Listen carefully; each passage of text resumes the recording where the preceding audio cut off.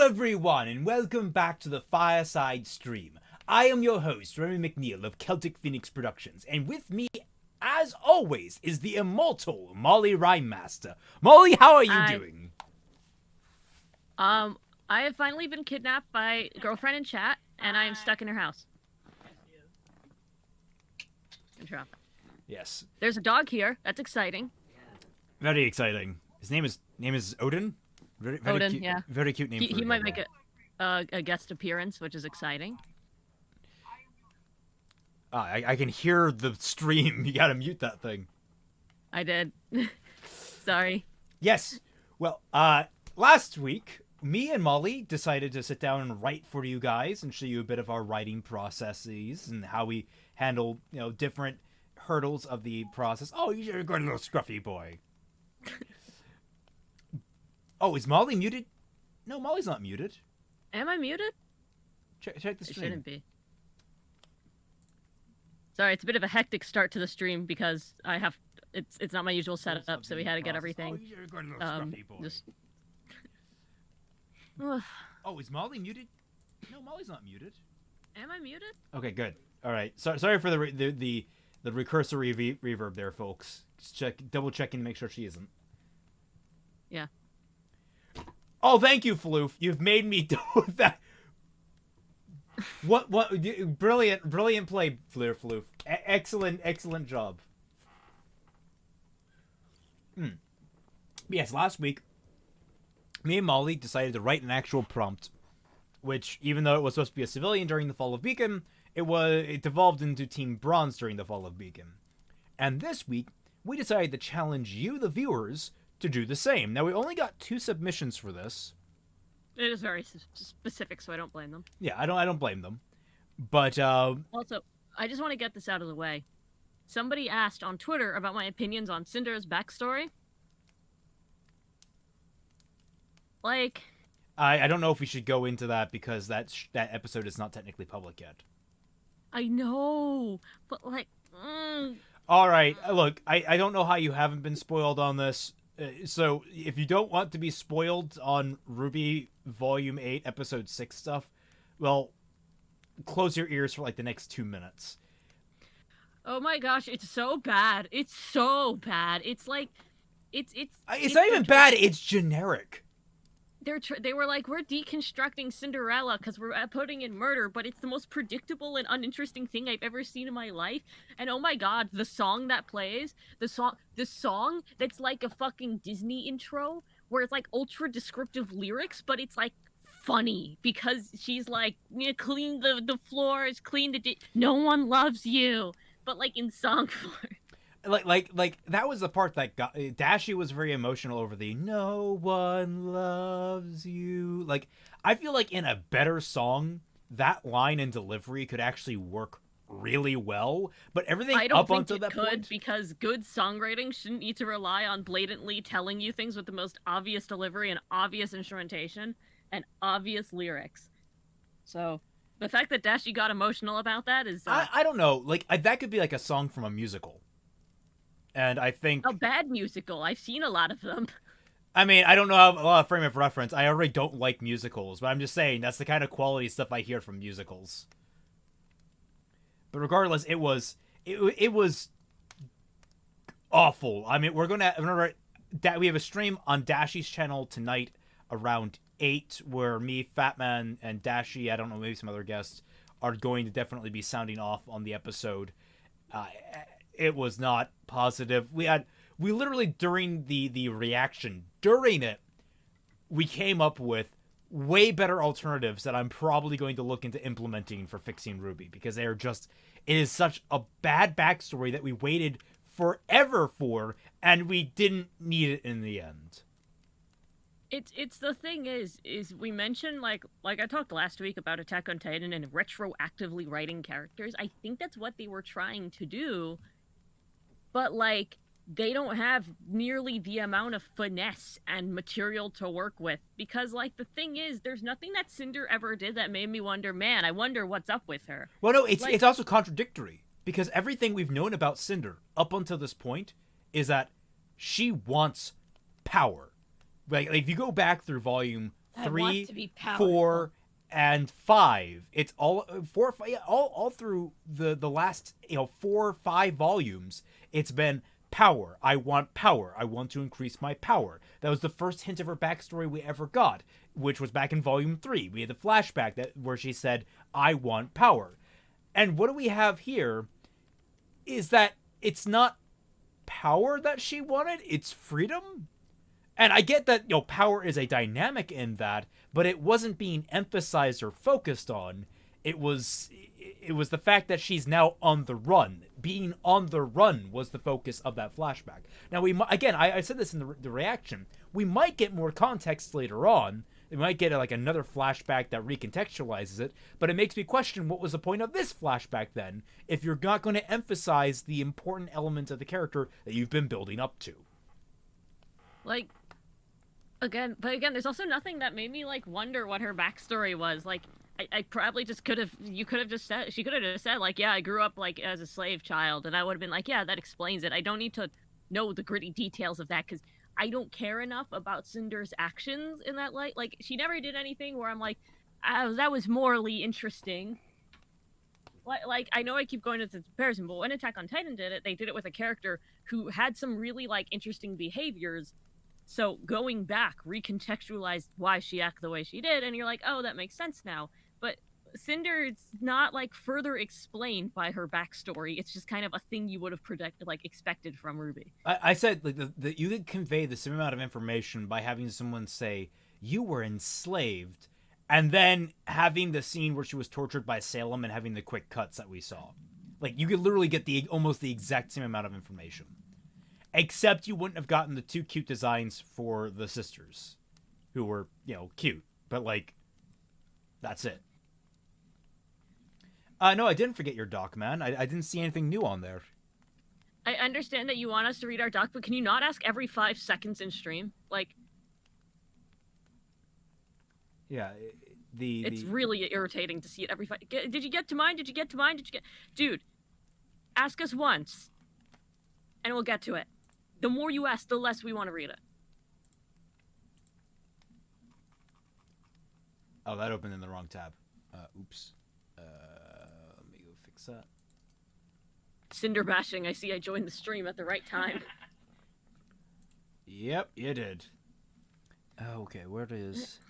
Cinder, they're trying to make this dynamic villain, but she's the most generic and uninteresting thing. I'm just gonna tell you now, Anime AK, this is the most awkward way. This might seem like the most efficient way to relay your documents to us, but it is really the most awkward and inefficient way, because we forget that it's here, for one thing, and then I have to scroll through the entire thing looking for wherever you put the new stuff, which looks completely different than what we're covering. So, you gotta... I agree. It was a cringe episode, by the way, Matthew. Yeah, I don't... It was cringe. Anime AK, I don't know what I'm looking for here. And if it's not on topic, I'm not particularly jazzed to look for it. So... Yeah, but, William, if you want to write something up and send it to us, it could be anything and we'll read. We do play favorites on this stream. Well, she plays favorites. I try to be a little more impartial. Try. I do have breaking points. Okay, so should we... My hair's a mess, though. It's a hoodie up kind of stream. Yeah, I never know what that's like. My hair is always fabulous. No, I'm kidding. I'm kidding. So should we jump into this with Moopas, do you think? Yeah, let me just get another window open and get my whole thing. Like I said, it's kind of a rushed setup because I spent most of the day so far just kind of chilling. I know that is. First A in an engineering course ever. Yeah! Woo! That's Sarah. Girlfriend in chat, say hi. Hi. There she is. Aren't you an engineering major? I mean, yeah, but they're not easy classes. No, they're not. And yeah, anime guy. Engineering major. I am not a natural math student. An anime guy, I get that it's at the bottom. The new stuff is at the very bottom, but this looks nothing like the prompt that we gave, and as much as we do cover other things from time to time, we can't just keep covering your stuff. Zach When Ulysses. do we start discussing dough? Zach Ulysses super chatted. Stupid me holding out hope for a Cinder and maybe Mice Faunus musical moment in that flashback. I mean, I was hoping for that too. Maybe we'll still get it. Like, we're only halfway through the volume. We could still get another 2 flashbacks. We can still get a fairy godmother singing Bippity Boppity Boo, and I hope it's Salem. Yeah. I want to see Salem do a happy magical Disney tune. But, like, one that doesn't actually work. Like, it's actually like, it's just the bare necessities, those simple bare necessities. Like, and everyone's like, wait, why are you singing about this? I want to see someone like Panic sing Be Our Guest, just like continuously quicker and quicker. Oscar, like, trying to end, like Salem's like, yes, if you want to survive, you must entertain us. And he's just like, be our guest, put our service to the test. He started breaking down, crying. Oh man, I in the really middle don't of want. it. Who's his voice actor? It's the guy that played Alphonse in Full Metal Alchemist, the original. Yeah. I don't know if I want to hear him sing. Also, apologies for any dog barking you hear.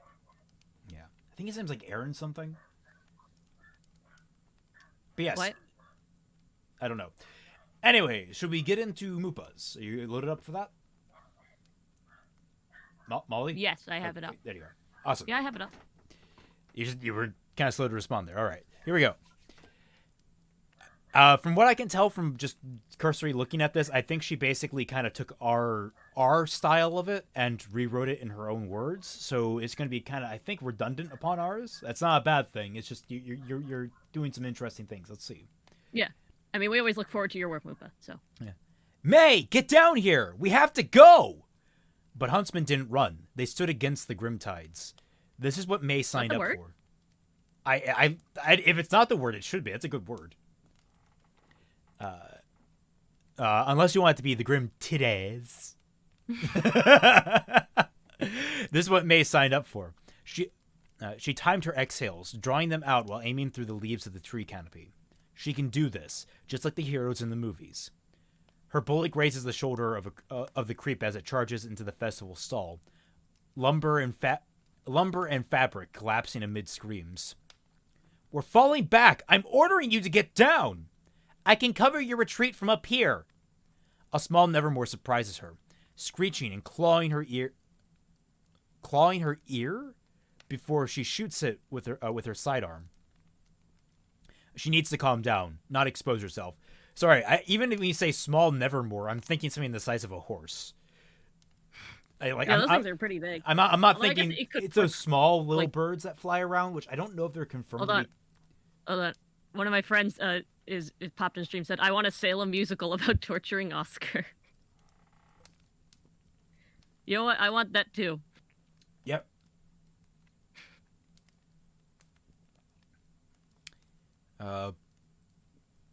And Anime Guy,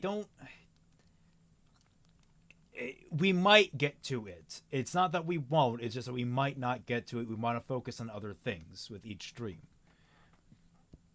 If you want to guarantee that your stuff's going to be read, you want to focus on what we're actually doing this week. Here we go. She needs to calm down and not expose herself. A Borbotusk falls into her sights next. It stays there for the next 3 shots until the 4th hits straight through its eye. She has plenty of ammo. Even movie heroes miss sometimes. I'm not leaving anybody behind. Nolan strikes a different Borbotusk down, baton vibrating. Maybe not go with vibrating. I'm thinking of other things. Baton vibrating is not Yeah, it brings certain things to mind. A Beowulf claws at the tree trunk, howling before May shoots it through the chest. It doesn't make sense. She isn't even panicking. Unless gunfire attracts them too, the rifle grows heavy in her hands. May, listen to Nolan. We need to get out of here. Roy's voice is faint over his saw blades. He swipes at a creeper, chipping its armor as it hisses at him. I think they're just called creeps. May has a clear shot to its underbelly, but now she has to be careful not to draw attention to herself. She's not a good sniper if her targets can find her. Roy can handle this one. He has the other two for backup. She should make the shots count. A curtain of black feathers falls, and when they lift, Roy is gone, screaming in the talons of a giant Nevermore. She lines up and pulls the trigger, but the rifle clicks its tongue at her. Cursing, she digs in her hoodie for another magazine. I really like that imagery. That's a good imagery. Yeah. I like how it kind of has that personification to it, but also describes what happens. Letting the spent one tumble down the branches. Nolan and Bronze chase after the Grim from the ground. The ants. Chase the Grim from the ground. The ants. Her next shot misses the barn-sized monster. The Nevermore loops back around, its caw drowned by the rifle's discharge next to May's bloody ear. It descends, and May allows herself a shaky laugh until it angles its wings and straightens out.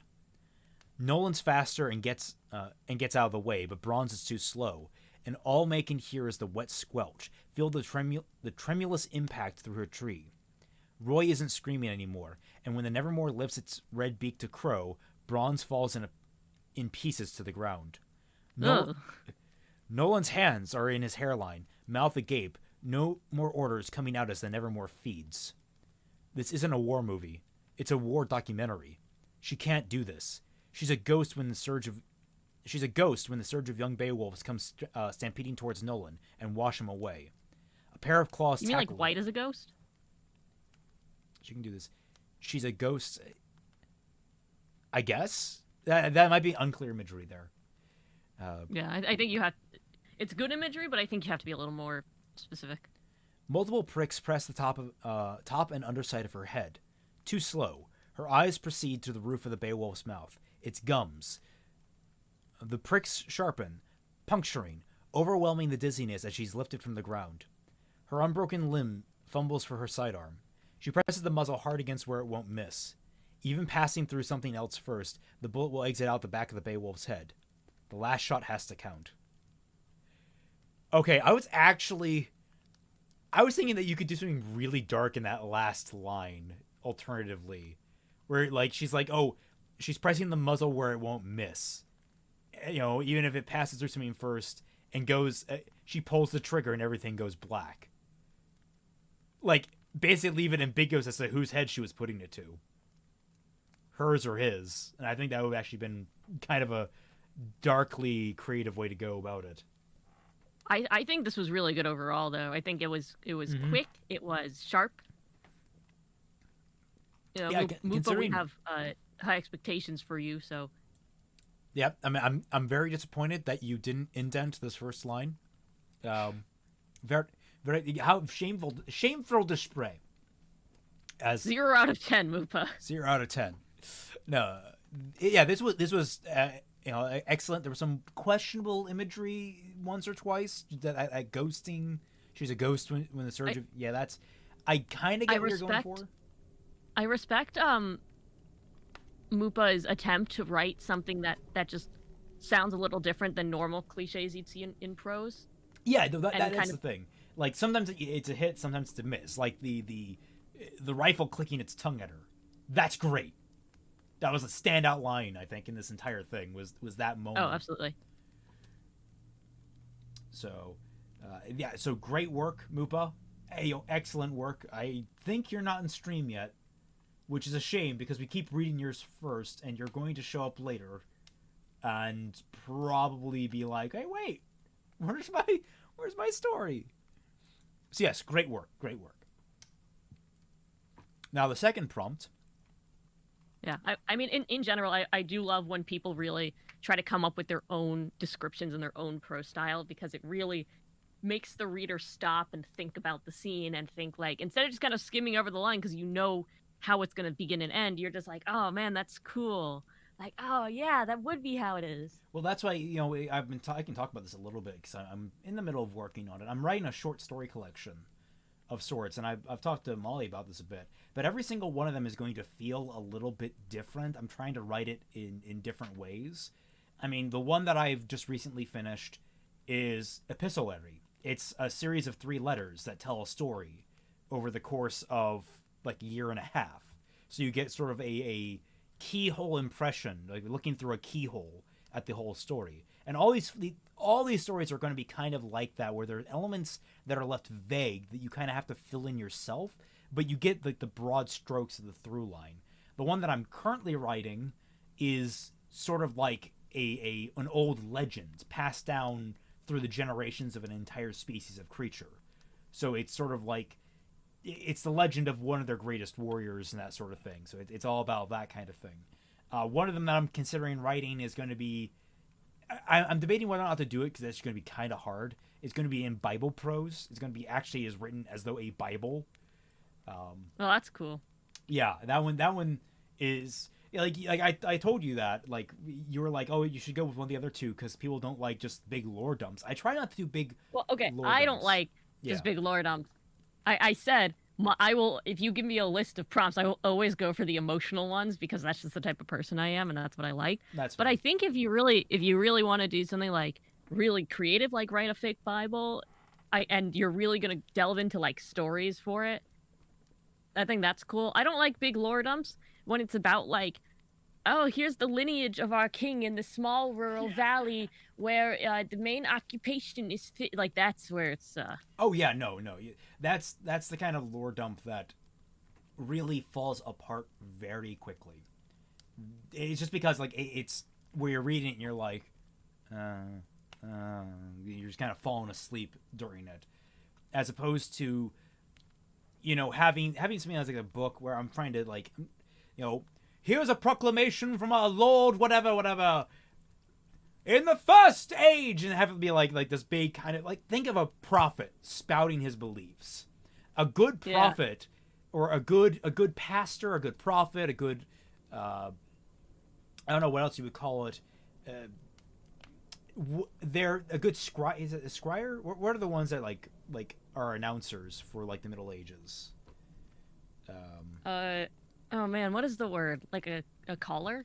I don't know. A caller, whatever it's called.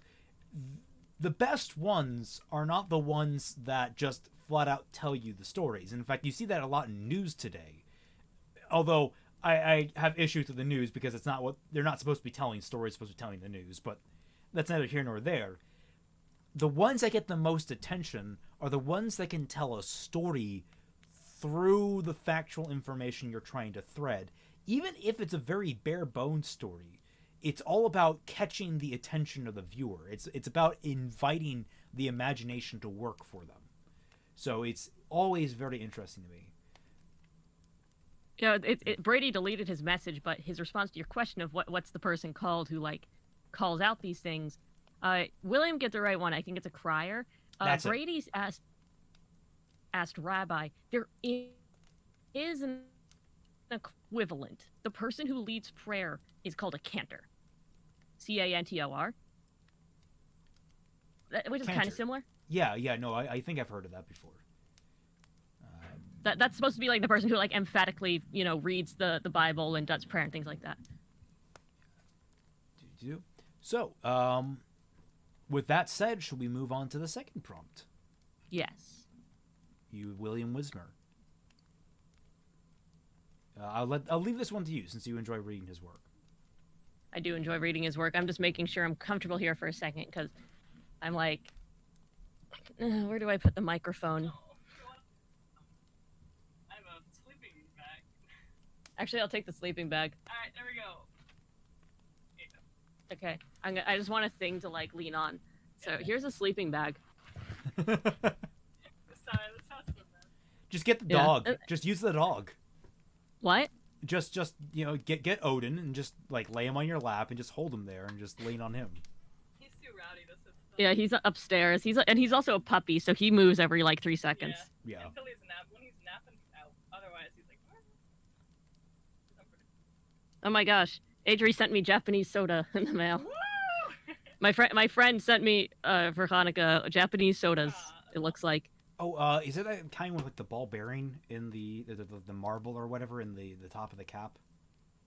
Is it that kind? Yeah, it looks like it. Sorry, that's why I'm distracted, because my dad was asking me, like, oh, you got a package. Should we open it up?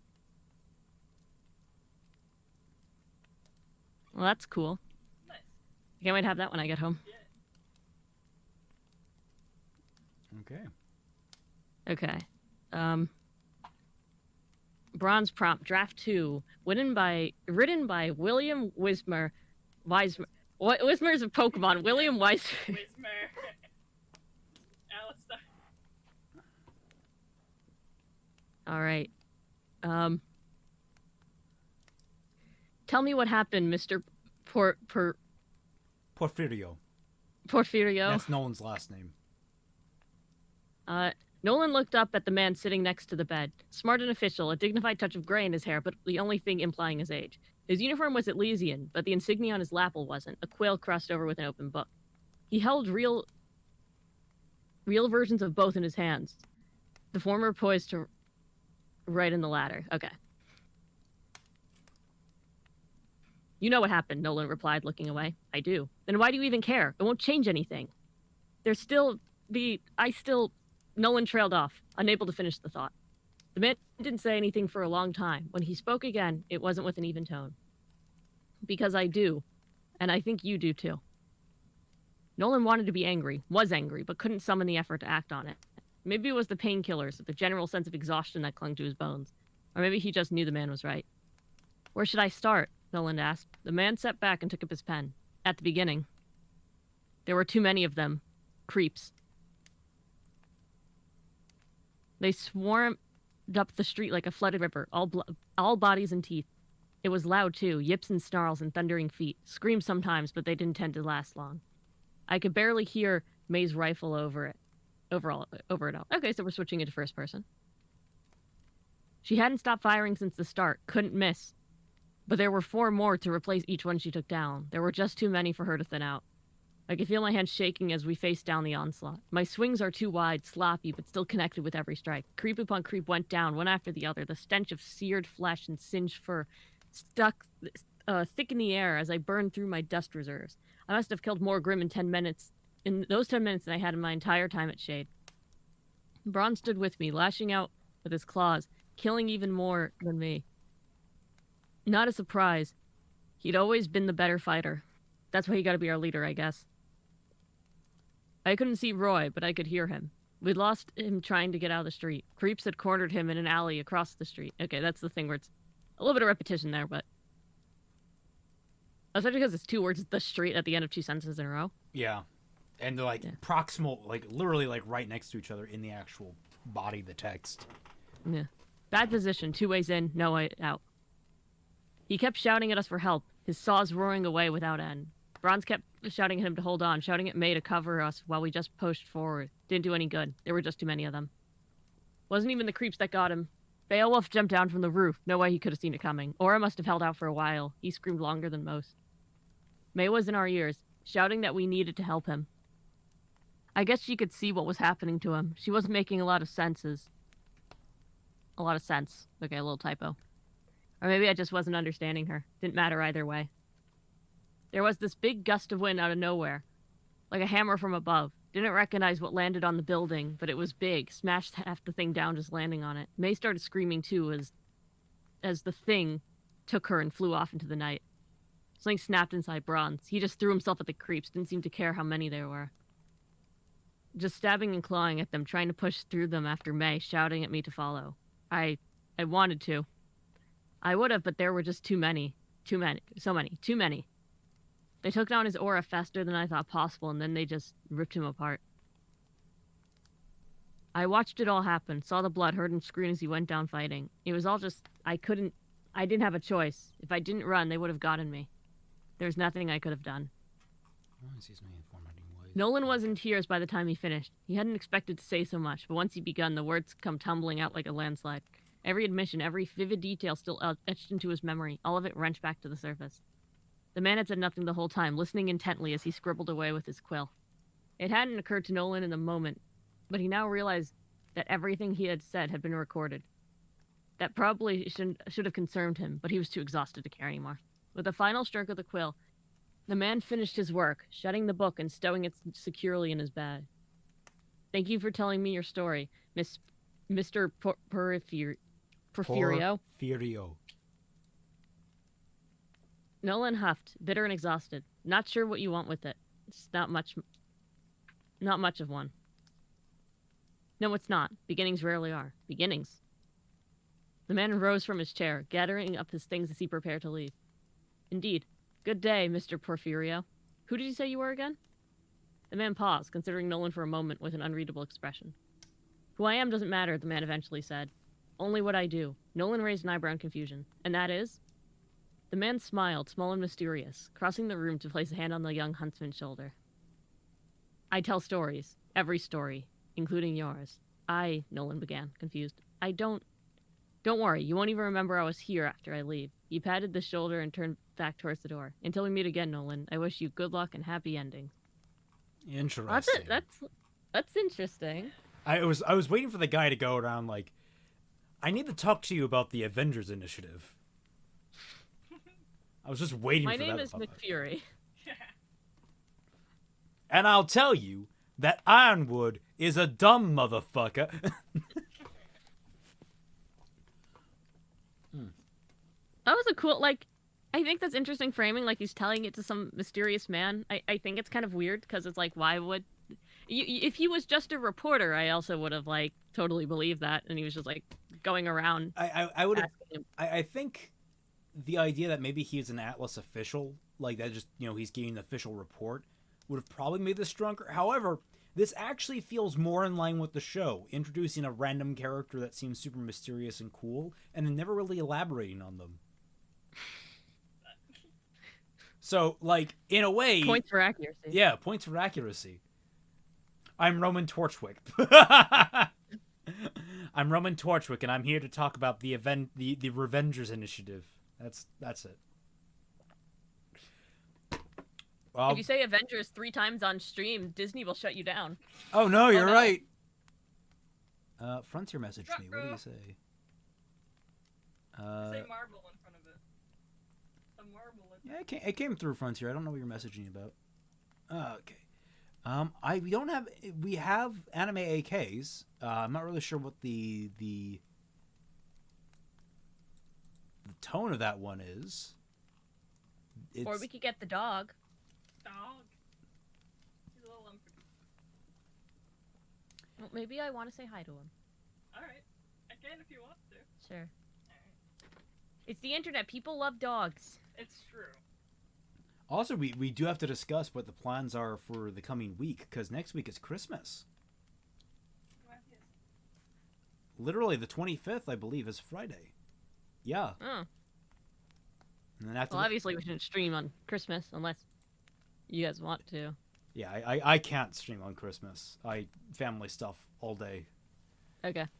So that's the unfortunate. So no stream next week, at least for this. I will probably have the Sketchy Huntsman stream next week at some point. We could do we could do like how do I like alternative prose, like you were talking about, like writing like a Bible thing or like a town crier thing. I think alternative prose would be interesting. We're pretty much like everything we do is like third person omniscient or third person limited. We could just try something a little different. That is a good point. And we have a pretty short stream today, all things considered. But we are going into the holidays, so. Well, that'll give like 2 weeks. I'll give 2 weeks for people to actually refine it. But what should the prompt itself be? Because I typically we'll give you a writing format challenge, and we'll give you a prompt of sorts. So what should the prompt be for it? That's a good question. I'll ask, we'll ask chat and see what they come up with. Right, Cinder's backstory musical. Oh yeah, we could do that. We could do something like that. I'm forcing you all to rhyme whether you like it or not. I'm just kidding. I won't do that. I feel like Cinder's backstory would be easier with the Cinder's backstory would be easier to write with third person omniscient or first person, that kind of thing. Yeah, that's the thing. It doesn't really mesh together well with like a prompt. Yeah. Dog. It's a puppy. Here we go. There we go. He Thank wants you. to be held Oh, like a he's so Oh. cute. Hi. There you go. Guys, dog on stream. Oh, what was there a show that had it had a dog like that, and it was in Scotland. He had a whole like a Yeah. super thick Scottish accent. Good boy. Odin doesn't have a Scottish accent. No. He doesn't have any accent, actually. I mean, He just has like a baby bark. Like it's very high pitched. actually, fun fact: did you know animals do actually have accents? Oh, that's so wild, really? Like cats and dogs, as I understand it, across the world have different. That's why.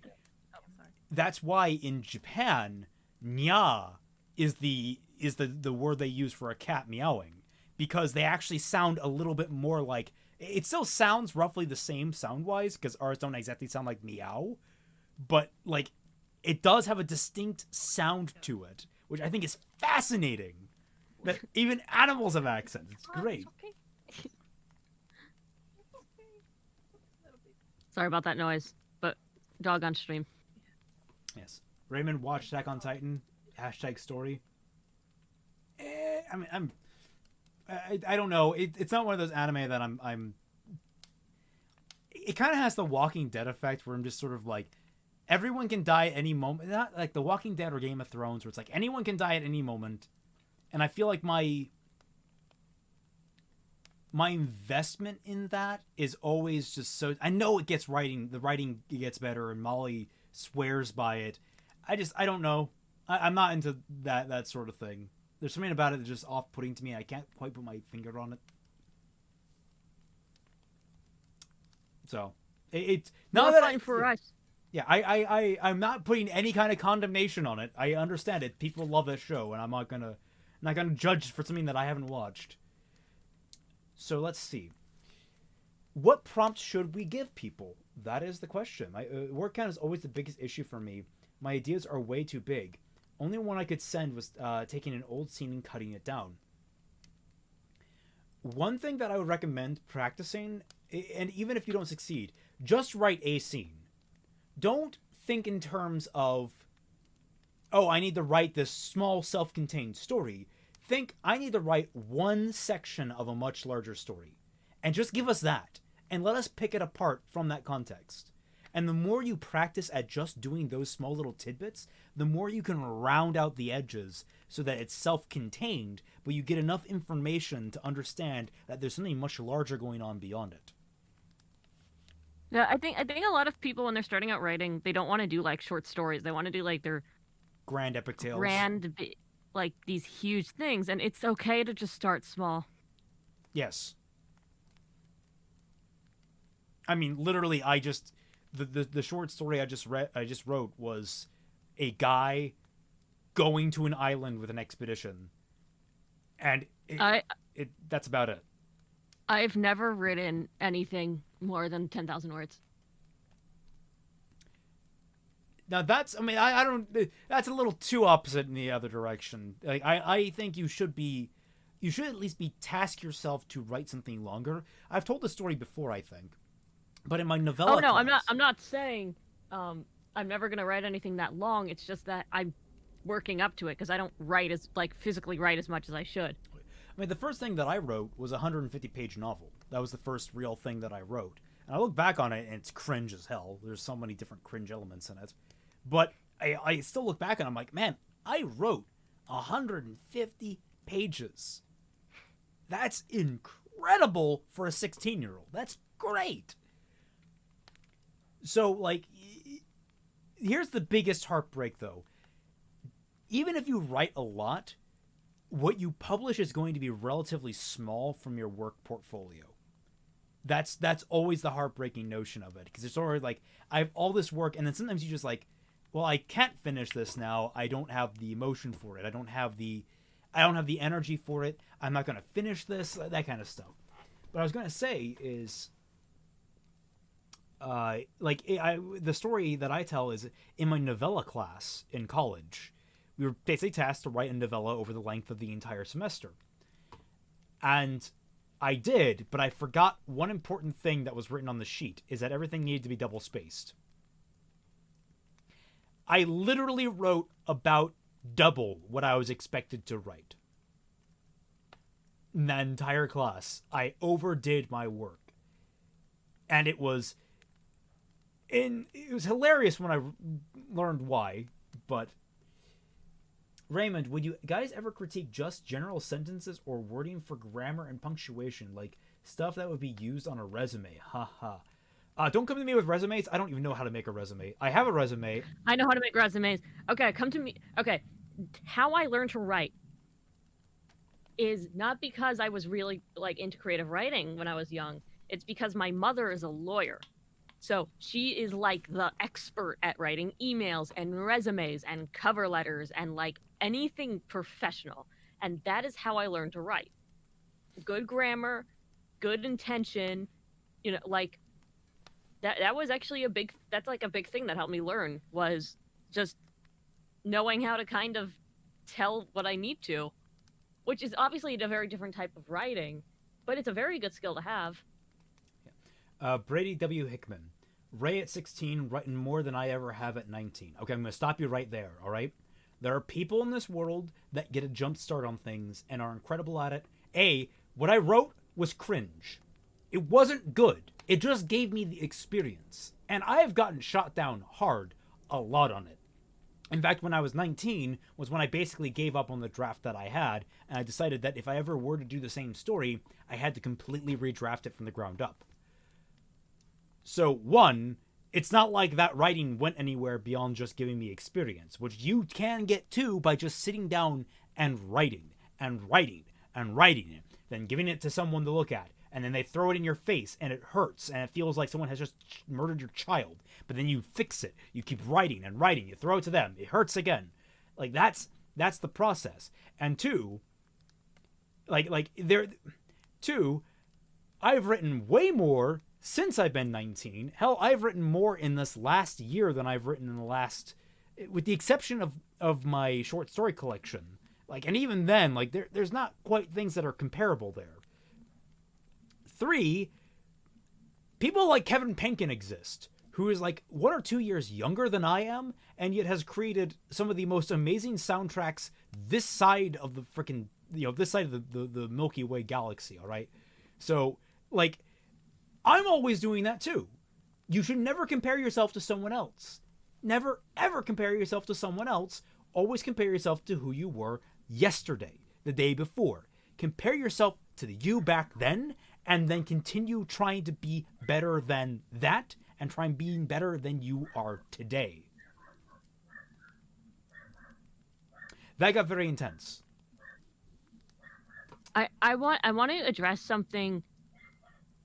First of all, I want to address the barking dog upstairs. Secondly, there he goes. Anyway, I want to address something that Will said, where he said, learn how to write small stories. I think that's very good advice for 2 reasons. A, you should be learning how to write very concise. I'm huge on being concise because I'm a songwriter, and that's all I know. And writing concisely really helps you write bigger, because then you could tell more with less. So once you're doing more than you would have otherwise. Secondly, you should also learn how to tell small stories, in the sense that not everything you do has to be some like grand Lord of the Rings to your adventure. It should be like you should know how to make someone's average day exciting to read about. And I struggle with that all the time. That is a Herculean task, frankly. That's what I like. I'm huge on like these like tiny, very interpersonal conversations. That's something I really like. Well, I'm pretty much of the opinion also, that when it comes to Chris, you can reach out to me if you need help with that kind of with like professional writing. I've always been of the opinion that if you're going to write fiction, I understand there's a lot of room for like, historical fiction or, grounded fiction or whatever. I've always been of the opinion, write something that no one in their lives will ever be able to experience. That's always been my kind of thing, where I'm always like, I want to write the fantastical because we may never actually experience that in our lives. Now, sometimes that can be relatively mundane. A whirlwind romance. Very few people get the experience of a whirlwind romance, and like, it's one of those things that I was happily able to actually experience for a brief time. The whirlwind means it lasts only a short while, but it's super intense. It's great, but not everyone can. And it's one of those things that even I, who lived through it, I want to re-experience. So it's like, I want to give people things that they can enjoy and experience in a way that they can't in their everyday life. So, I could provide an example of what Molly is talking about if you would like. Yeah, sure, throw it our way. Go for it. Who said that? Yeah, well, okay. As well.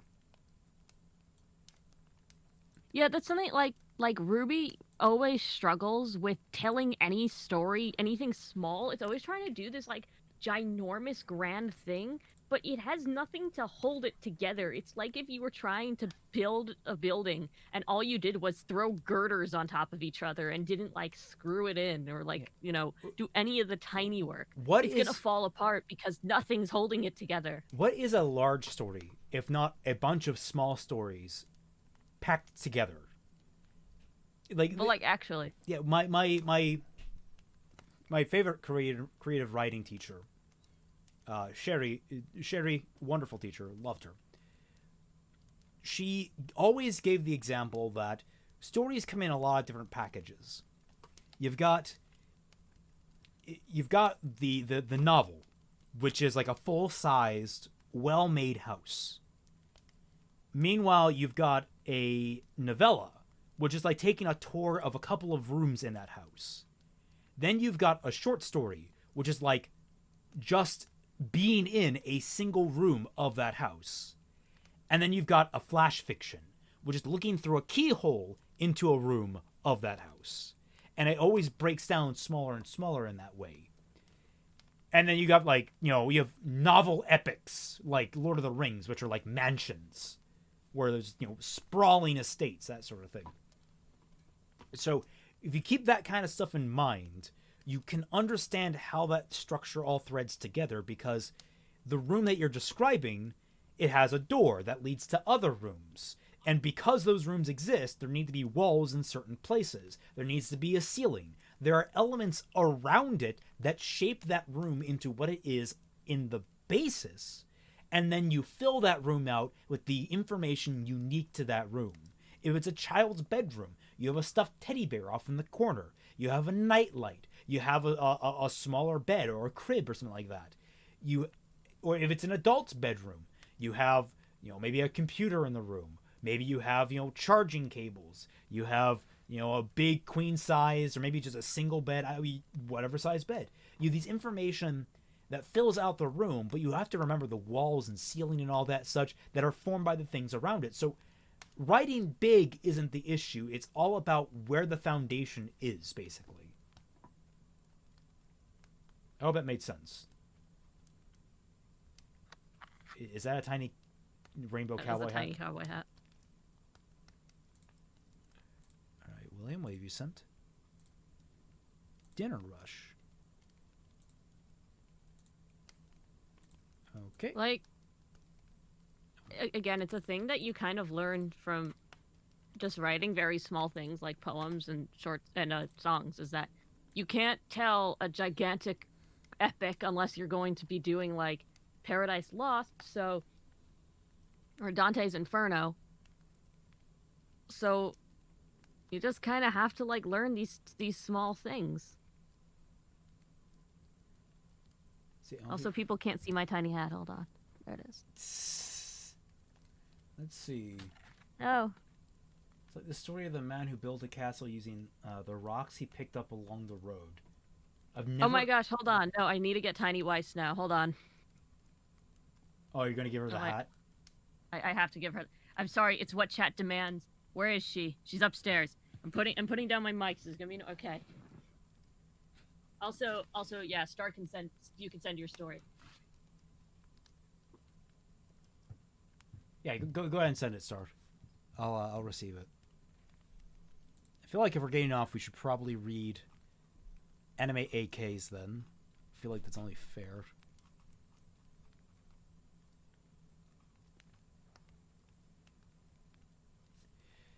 Okay, well, we'll get through this while Mollie's away. Number 2. AA encampment number 66. My squad sealed the door to the belt loading systems to the AA gun in operation. Taking a position in the half circle to form security, I overheard my sergeant talking with our leader. Only listening to it, we all know what we are about to do. Adam, we made it to the belt loading system. Having the IED teams place the bombs now. He said to his wrist-mounted scroll. Okay. So what you want to do is you want to lowercase h, backspace so it's on the same line, comma after now. Basic stuff there. Good. When you're done, regroup at Beacon Academy. Good. When you're done, regroup at Beacon Academy, Adam replied. Roger, he replied. Okay, reply twice in a row. Bad form. Bad form, that's repetition. He then started to order us again. IAD team, you are up. U apostrophe R-E. You are up. And try not to blow up the team again, Scorch. Be comma after again. Stop calling me that. One of the two IED placers replied while carrying the 3 bombs. I turned my head away. I guess you're right, it is in first person. Yay! Yeah. All right, there you are, chat. Tiny Weiss with the rainbow hat. You can now make fan art of this and post Weiss Pride. Don't call it that. Call it Yeehaw Weiss.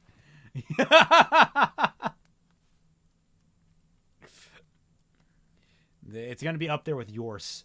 Draw Yeehaw Weiss writing a yours there. You now have your prompts. You okay, Stacy? Yeah, I'm fine, she replied. Second squad, make sure exit is secure, the commander. All right, so I'm only skimming through this anime AK. I'm completely lost. Sealed the door behind the belt loading systems to the AA gun in operation. Taking position in the half circle to form security. I overheard my sergeant talking with our leader. Yeah, I don't quite understand what's happening here. Like, I can't find the threads of the events going on in this thing.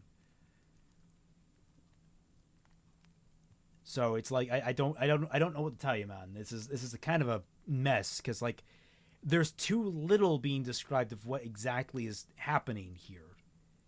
Like we have so many characters just being thrown in haphazardly and not being properly introduced. It's a very fine line between being bulky with your exposition towards the new characters and basically leaving the reader completely lost. I understand that, but you've left me completely lost. You have so many characters going on here. I don't know what I'm looking at. I wish I could give more coherent advice than that, but I don't know what to tell you. And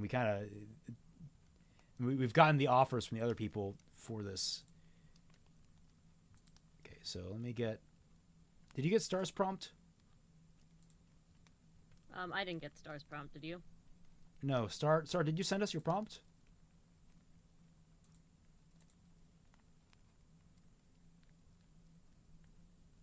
I guess she hasn't yet. The hat is made out of every type of dust and remnant. Well, we have William Wismer. Did you get his link? I sent it to you. I didn't get his link. I think it was sent to you. No, I sent it to you. Oh. Yeah. Yee! Yeehaw. And it's actually divided, I believe, into 5 parts. So we can... Oh, a couple of parts. Oh, wow. He's a couple of these. So we can trade on and off at each break. Sound good?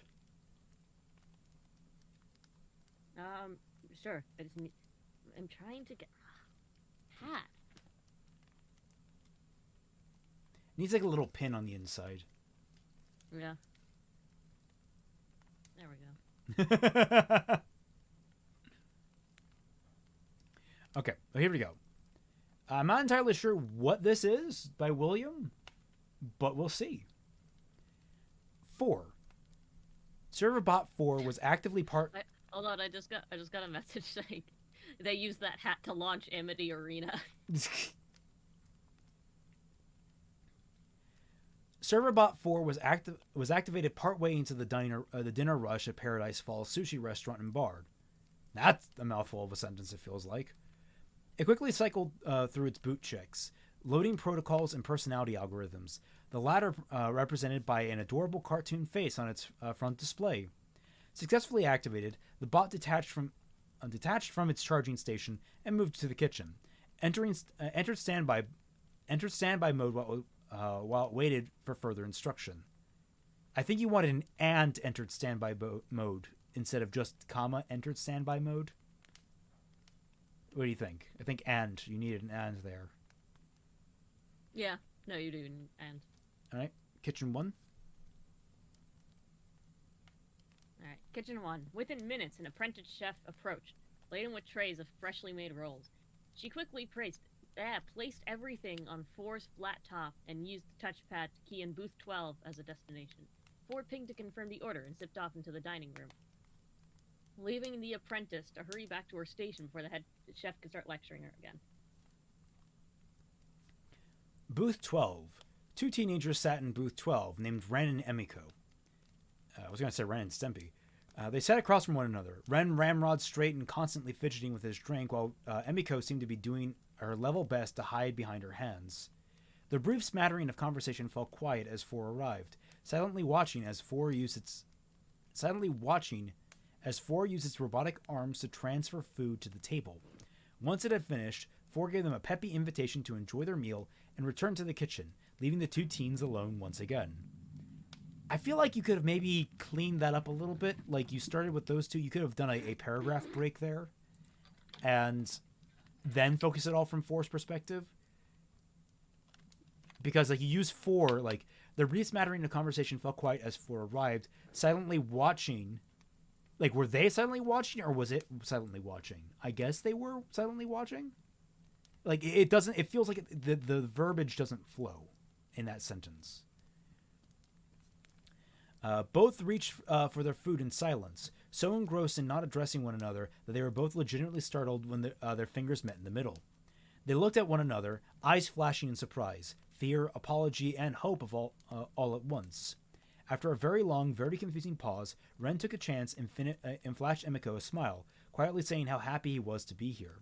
Emiko blushed furiously at that, but was no longer trying to hide behind her hands. Not as much, anyway. Aw, this is wholesome. This is wholesome. This is good. Kitchen 2.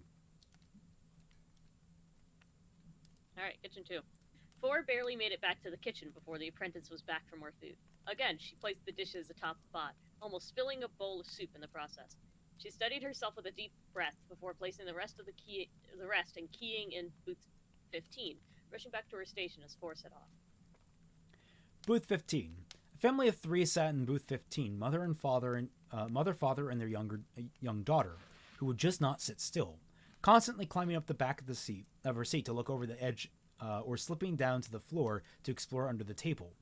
At the sight of 4, she let out a squeal of absolute delight, launching into a deluge of questions for the little bot. Lacking programming to respond to any of them specifically, 4 defaulted to its generic happy greeting while offloading the food. Daughter giggled at the silly robot, continuing to chatter at it to see what else it would say. She didn't notice father pull out his phone and stare at it with calculated efficiency. Mother glanced worriedly at father, offering the suggestion that he should eat before his food got cold. He didn't respond, thumbs already blazing away across the keys. Eventually he stood from the bench, patted the top of daughter's head as he made for the exit. Daughter looked after him in confusion before turning back to her mother, finding her trying to hold back tears while welling up in her eyes. This is no longer wholesome. Kitchen 3. The apprentice didn't have time to bring the next order to herself, having fallen too far behind on the line. The head chef called out to her, his words none too subtle about his opinion on her confounding failures. Her hands began to tremble badly, further worsening the already slow progress. Four left the kitchen just as her hand slipped and the knife she was holding sliced into her palm. Booth 20. 5 students sat in booth 20, 2 men and 3 women from the local college. They had already ordered enough food for twice their number and were in the process of ordering more as 4 arrived.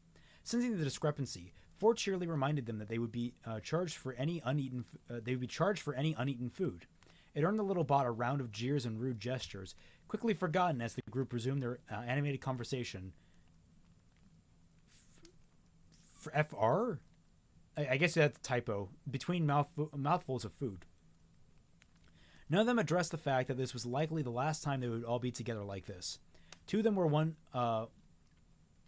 failed class away from expulsion, while a third genuinely did not know how she would be paying rent this month.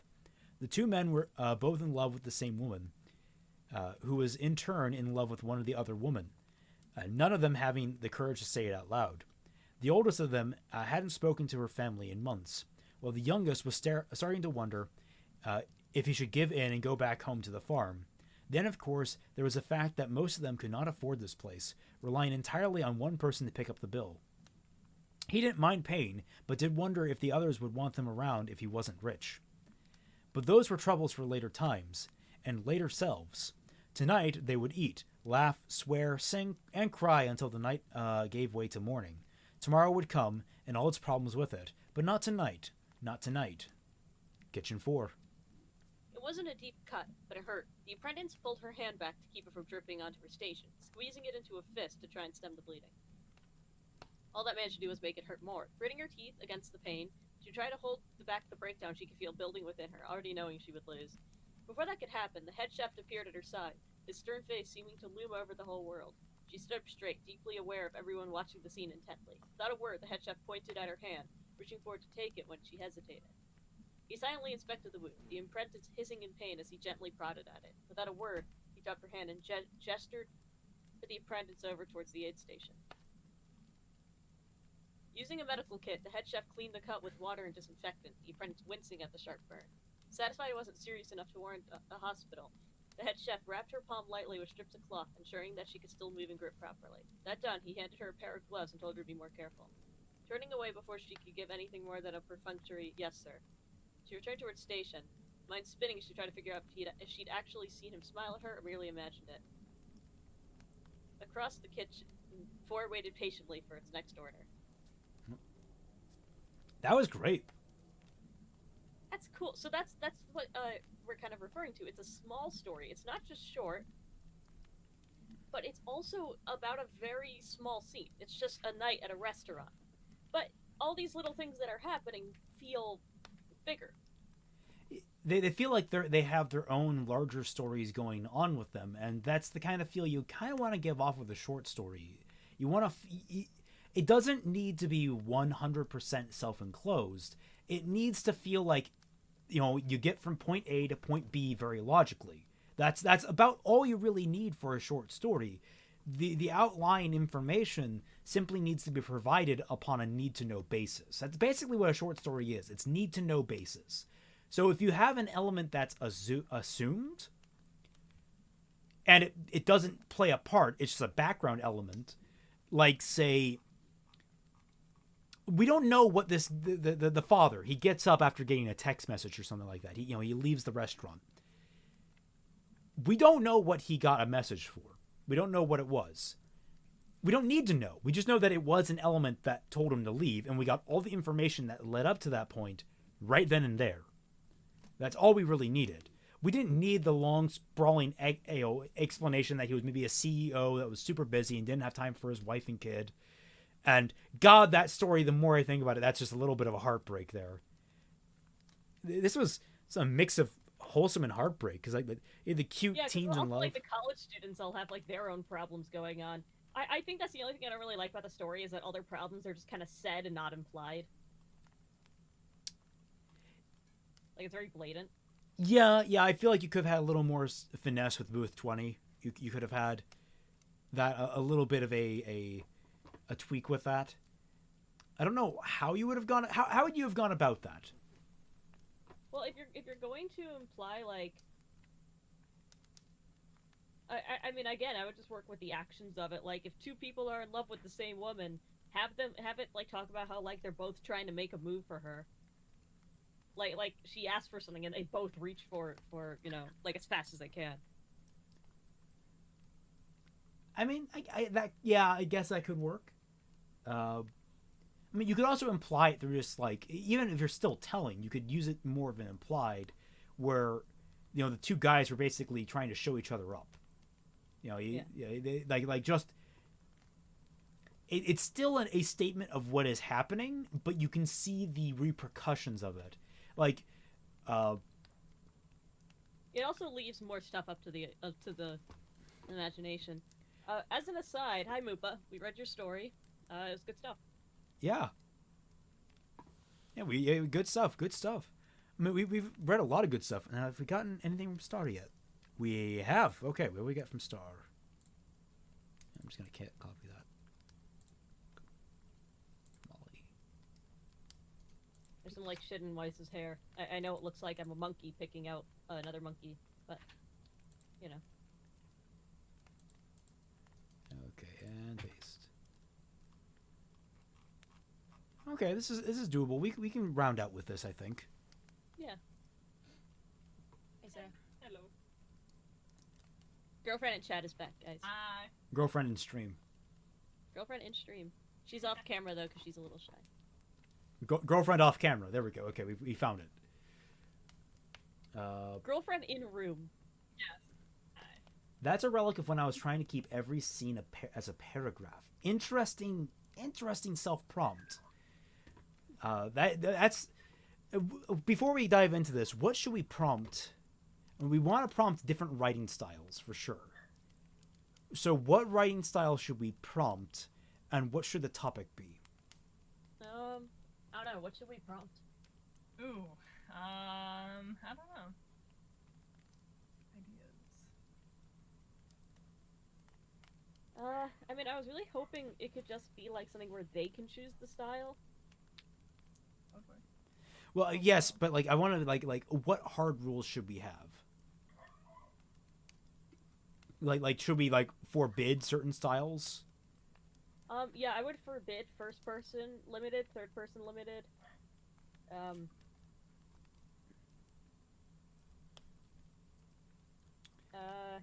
Basically just anything that's not those. Basically, think of an unstandard way to write a story. Think of the most esoteric way you could. My personal favorite is through documents. Like formal documents. You don't believe this, but like that's one of the things that's best about court and about law is that a lot of these documents have really interesting stories being told in them. And they might seem dry at first glance, but once you get past all the pomp and circumstance of like the legalese, when you get into the actual bulk of like accusations and such, it can get wild. All right. Yeah. Like I've talked about the Vic Mignogna suit on my channel, and if you've been following that thing, if you follow my videos, my multiple videos covering just the absolute deluge of the timeline, it is insane what is in that suit and how it has progressed over the course of a single year. So yes, I don't know where I put down my phone. What do we call it? Oh no, here it is. As you can tell, I've gotten comfortable. Yes, I can definitely tell that. You have the paint me like one of your French girls type thing going on there. Okay, so we're trying, guys, what do you think we should prompt? Maybe just a night in a diner. Yeah, I mean, I really like that thing that Will sent, so. Yeah. As a tribute. As a tribute to what Will wrote, a night in a diner, that's the prompt. And you have to write it in a way that you wouldn't normally write. I know that's very vague, but we're basically trying to prompt you guys to not write in third person omniscient, third person limited, or first person limited. Now, if you want to write something crazy like first person omniscient, First person omniscient. That's kind of crazy, but it's doable. It's doable. Second person omniscient. You know how they write like self-insert porn fix? Oh god. Oh god. Oh man. Man, Yeah. you know, a thing I never got. The first self-inserts I ever remember seeing were for Levi in Attack on Titan. That's an ugly motherfucker. I don't know how people liked him. But I was also 14, and... You know, when I was 14, I thought he was ugly, and I'm 21, and I still think he's ugly. Yeah, I don't get the appeal for Levi. He looks like just a dour asshole, which... He is. That's his whole thing, is that he's like a bad boy. But, like, not interesting. Everybody in that cast falls somewhere on the manic-depressive scale except him, so... He's just edgy. Yeah, and no, it's not just second person. But it's like, bro, you don't need to be edgy. Everybody's dying in this show. Now, there is a way to write what this prompt I think would be very interesting and very, very tricky. But you could do it, but I'm not going to say what it is because I want to see if anyone picks up. I mean, I don't know if anyone tries it themselves. I don't want to poison the roots, so to speak. But regardless, shall we move on to Star's little prompt here? Yes. Sorry about that, Star. Yes. Right, how many words is this? Levi go to sleep challenge. How do I get freaking tools word count? Second person, you're walking in the woods. There's no one around, and your phone is dead. I mean, that is an example of non-standard writing, ridiculous as it is. Okay, so here we go. If anybody writes a song, you're gonna be my favorite. Do you want to read this one? Sure. Because Star is my homie, so I have to do it. It's called Emily. So which one do you want? Wow, great start. Okay, sorry about that. The young child stares out at the glass. Staring back at her was an array of metal faceplates, laying on a polished counter, empty eyes winking up at her. She frowns, crossing her arms over her chest. They all look so dead, she complains. An aged man's hand rests on her shoulder and he nods quietly. Don't worry, once it's all been built, then it'll be plenty alive. Even will learn all about talking. He responds quietly. She nods. Well, I like that one. It's got big eyes, she says brightly. He nods. With a flurry of his hand, he presses a button and barks into a speaker. Row 6, A, he shouts in a gravelly voice. A crane drops down and snatches the faceplate she had chosen, and it rises up. What color do you want it? Here, he says. With another press of a button, the faceplates slide past, and an whole array of dolls cast in different skin tones appears. That's a lovely color. I like that tan over there, she says. The weight of a decision of utmost importance in her voice. Say, why do I need to pick a baby again? Everyone like you picks a baby. Just how we are, and it'll teach you how to care for future children. Who is like me? I think that is this is a very minor grammar thing, but that should be WHO apostrophe S, not WHOSE. I don't know. I always get corrected on that whenever I'm going I think they're interchangeable, honestly. No, they're not. So, whose is if you're saying whose is this? So like, you know, whose doll is this? It's mine. You're asking a question. WHO apostrophe S is like it's just a contraction. So, okay. If you ask like who's ready to go, who is ready to go? Yeah, so okay, that makes sense. So it's just the possessive is WHOSE. Yes, that's the possessive. Yeah, I think that's a good way to say it. So like, try to think of another example. So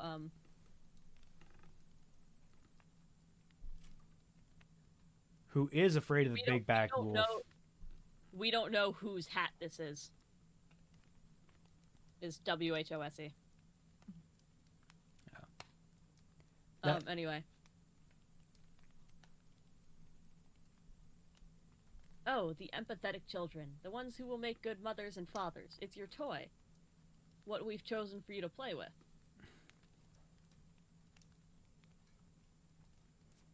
Oh, okay, she mumbles quietly. She accepts this answer, though she was hoping for it to be different than what her mother and father had told her. Her mother and father were both so proud when she took her test and found out she'd be a caregiver, a mother someday. Of course, plenty of children go to other jobs. Construction workers, farmers, or they live out their lives as producers or artists or entertainers. However, she wants to be part of the simple family life, existing to raise children. She has been told that she will learn all about child care and rearing in secondary school, and that she's been blessed to be allowed to stay with her parents until adulthood, since helping rear their future children will be good practice. Other 10-year-olds leave the home. They can't learn any of their particular skills from childbearers, not her. She will get her doll and her parents, and her lessons will begin. This is very, like, Giver or Brave. Yeah. I was having Giver flashbacks right now. Yeah. Well, now let's pick the body. Please choose a frame. I like that one, she says. The answer is quicker than the others. To her, the frames all look similar. Sure, some had longer legs, others shorter arms, even the torsos were all sorts of different sizes. To her, however, they all look lifeless and metal. The frame she picks rises up. She watches it with wide eyes, realizing that her companion was being built above. She chose eye color, dark brown just like her own, and the little fuzz of hair atop the baby's head was going to be a matching oakish tone. Once everything is chosen, she sits impatiently in a soft room with pastels and stuffed critters, decorating its symmetrical walls. She can hear the aged man's voice just outside the door, murmuring to her parents about her responsibilities. She has to show compassion for the doll, no rough play. As she ages, she'll learn more about its care. You will teach her feeding and coddling, and all sorts of crucial parts of development, including her own. I am sure you remember your own early schooling. Oh, look, it's here. All done. Would you like to give it to her? The little girl twists herself to face the door as it swings open. Her parents' joyful, beaming faces flush with light. Oh, little baby, look at you, taking after us, her mother coos. It says coos, it should be... Yeah. That's just... Fingers pecking at her child's clothing like a bird. You'll be such a wonderful caretaker, echoes her father, a hand softly above his belt, on the crook of his hip. His other hand clutches a bundle that the girl can't keep her eyes off of, staring at the pink blanket. It's a girl, just like she had hoped. The one thing she would be unable to choose was gender. It's good fortune that swaddled doll is a girl. Here, I'm sure you're ready for your doll, her father says. He approaches her. Her eyes are peeled even wider than she thought possible, staring like round moons. With outstretched hands, she eagerly awaits the tender passage to be dropped right there. When her father carefully slides it into her grasp, she's finally allowed to look at its little face and eyes. Though she knew it was not alive, the soft rubber around its eyes and the roundness of its cheeks breathed life into it. The dark brown eyes, which she already knew was unrealistic. All babies had blue eyes, even she knew that. That's interesting. Okay. Were luscious like melted chocolate. She carefully stroked the soft hairs atop its head, giggling lightly. I love her. Oh, I get to pick the name, right? Of course you can. It's tradition, her father says proudly, tears gathering in the corners of his eyes. Her name is Emily. Oh, isn't she just the cutest? She squeals, hugging the doll to her chest, feeling soft bliss flow through her. Oh, that's so cool. That is cool. And you didn't know that babies have blue eyes? What? You didn't know that babies have blue eyes? All of them? I know that a lot of kids, like, they have blue eyes when they're very young, and I'm pretty sure most babies have blue eyes for like a couple of days, if not weeks. I like I said, I know some kids' eyes change color. I didn't know that all babies were born with, like, blue eyes. Yeah, some babies are born with dark brown eyes, but like really dark. Fact or fiction? Can I just get a yes or no on this? How long did I... 9 to 12 months. Majority of babies have blue eyes. Okay, we all learned something new today. Or at least I did. Yeah. And a majority, yeah. So yeah, cool stuff. But yeah, that that was a very neat little story. God, I was having such giver flashbacks there. It's like a little creepy.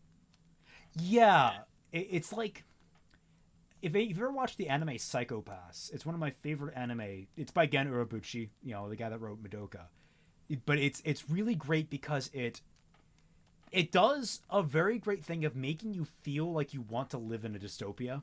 Like, you can tell this setting is a dystopian one, but the way everyone behaves in it and the way it interacts with everything, it feels like it feels like a natural extension of the modern world. And it feels like something, oh yeah, no, I could totally see myself living there. I could totally see how nice and organized everything is. Your path in life is basically determined for you, that kind of thing. 1 minute, I am getting a call. Yeah, I do think it's cool. Like, it's creepy, but also the characters seem like very happy to be in this world.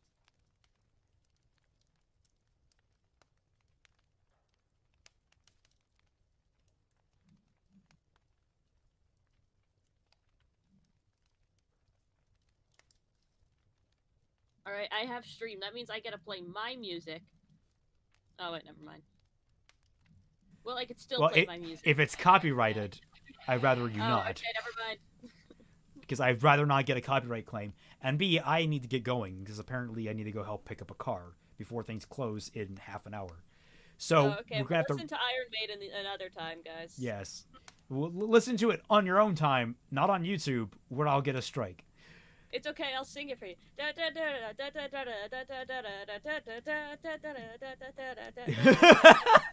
was like, what is this, Powerhouse? Oh, okay, we got to wrap it up. All right, so thank you all so much for joining us. I hope you had a fun time. I know we've been kind of all over the place for this particular one. We were kind of working with what we had on hand. Remember that for $1 or more, you can access to my Patreon. You get access to the Team Frostbite Discord server, where myself, Fatman Falling, Dashy Lee, and at some point down the line, Molly Rhymemaster will be there to regularly converse with you guys, our fans. I will remind you that there is a stream happening tonight at 8, where me, Dashy, and Fatman will be on Dashy's channel, where we will be discussing RWBY Volume 8, Episode 6. And be sure to follow me and Molly on Twitter. The links should be down in the description down below. I do not... Wait, hold on. It should be out... That Twitter is gone. What, Twitter's long gone. Oh, at Out of Sync? You deleted it? Yeah, that is a long gone Twitter, unfortunately. Oh. I thought it was still around. Interesting. Okay. Well, follow me on Twitter so you get regular updates. Regardless, thank you all for joining us. You know your prompt. Remember, it is... a small diner scene in the same vein. It's not in the same, but in a similar vein as Frontier's Post, but told in an unusual way. And we hope to see it sometime after the Christmas break. And we'll catch you all on the flip side. Bye.